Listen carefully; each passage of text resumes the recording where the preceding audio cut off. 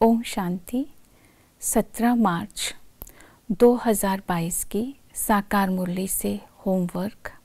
आज की मुरली से हम स्वमान लेंगे, मैं मास्टर त्रिकालदर्शी हूँ।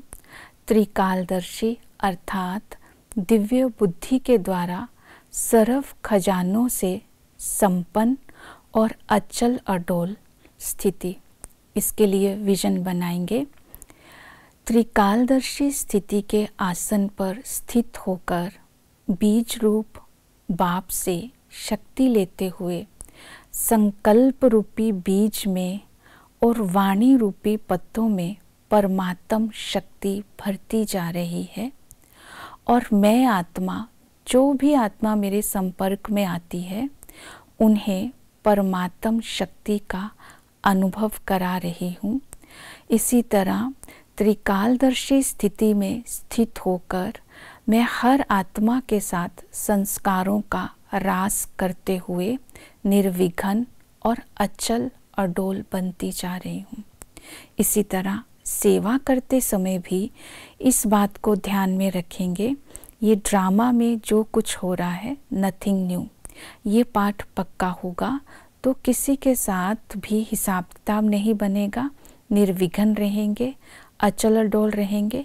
कैसी भी परिस्थिति होगी सेकंड में फुल स्टॉप लगा सकेंगे।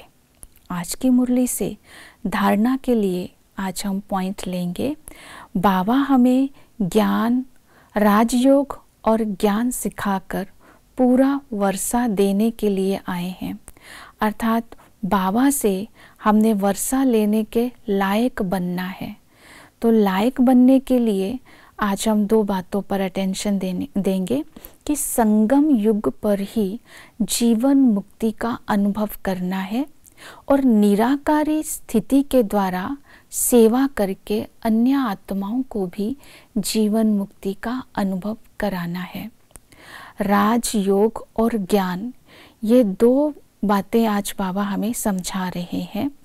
राजयोग अर्थात कर्म इंद्रियों का राजा बन करके राजाई के संस्कारों को इमर्ज करेंगे। योग अर्थात शक्तिशाली बन करके आत्मा को शक्तिशाली बनाएंगे। तो जो राजा होता है वो नॉलेजफुल भी होता है और शक्तिशाली भी होता है। तो ज्ञान अर्थात नॉलेजफुल। तो राजयोग में हम दो बातें अटेंशन में देते हुए विशेष ध्यान रखेंगे। मनसा को शुद्ध बनाना है। मनसा को शुद्ध बनाने के लिए आज हम अभ्यास करेंगे। मैं आत्मा हूँ, मुख के द्वारा बोल रही हूँ, कानों के द्वारा सुन रही हूँ और आँखों के द्वारा देख रही हूँ। आँखों से आत्मा को देखेंगे तो आत्मा शुद्ध, आँखों के द्वारा आत्मा को देखने से शुद्धि के संस्कार आएंगे और मुख के द्वारा सबको सुख देने वाले बोल बोलने हैं तो शुद्ध आत्मा बनेंगे। तो दूसरी विधि बताई है कि ज्ञान अर्थात बाबा ने कहा तुम विष्णुपुरी के मालिक बनते हो।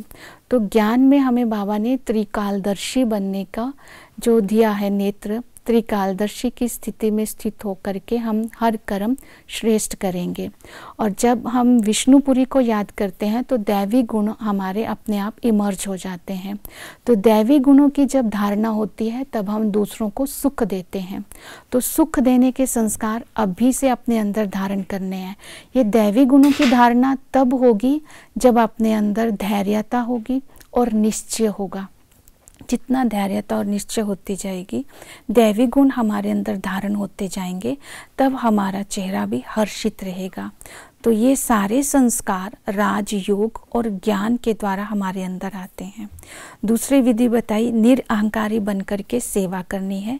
गीता का भगवान कौन है ये बताना है और सद्गति दाता एक है।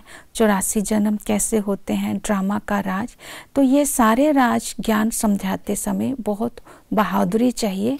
जहाँ भी स्थान मिले वहाँ बैठ करके बोलने का समय मिले तो ये ज्ञान सुना करके आत्माओं को भी जीवन मुक्ति का अनुभव कराना है।